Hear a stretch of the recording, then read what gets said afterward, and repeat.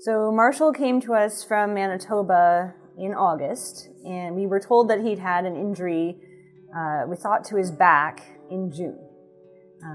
And when he arrived, he was completely muscle-wasted from about his rib cage back. There was hardly anything left in his back legs, but he was still able to walk, surprisingly. And he drags his toes. He has a hard time maintaining his balance on slippery floors, so he falls a lot. But outside, he does okay. He is able to control his urine and his bowel movements. So we knew that function was normal. His penis sticks out, and it will not go back into the sheath where it belongs. And when he arrived, because it had been like that for a couple of months, it was ulcerated and very raw because he's probably been licking at it because it's irritated and dry. When we x-rayed him, we actually discovered that he had broken his pelvis very badly, multiple fractures. His left hip, there's no longer a joint there. The femur is not broken, but there's no socket left in the pelvis. So that's the main reason for his abnormal gait, because he doesn't have actually any support on that left leg when he's walking on it. It's unlikely that he will ever walk normally again because there is no support for that left leg. And his pelvis is broken on the right side as well. So it has now healed the way that it is. It's completely malformed. And he's managing. He's a happy dog. He loves to go out and play. He's very, very friendly. And so the shelter staff has fallen in love with him. And he just wants to be a normal dog. And unfortunately, he won't ever be perfectly normal. He won't be able to keep up with normal four-legged dogs, but he can still play with them. He can still go for walks. The Niagara Canine Conditioning Center has just donated a wheelchair for him, and we've put him in it, and he's walking now on tile floors like they're nothing.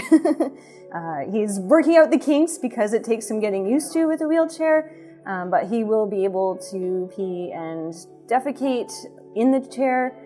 He can't be in it all the time, and in a house, you're probably not going to want to leave him in it because he gets himself into tight spaces and he's just going to barrel through whatever's in his way. So, but it is something to be able to take him for walks around the neighborhood.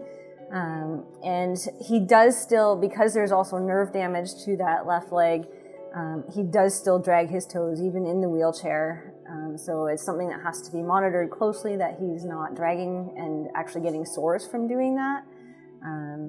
If he does, then that has to be managed. He might need to wear booties to protect his feet so that they're not getting cut up all the time. Keeping him on soft surfaces like grass is better than being on pavement, and the wheelchair it can handle snow, it can handle sand, it can do anything. So it can go where he wants to go as long as he's not into a space so small that the wheels don't fit through. And the other problem is that penis that's sticking out of the sheath. Unfortunately, like I said, it will probably never go back where it belongs. So there's nursing care involved with that.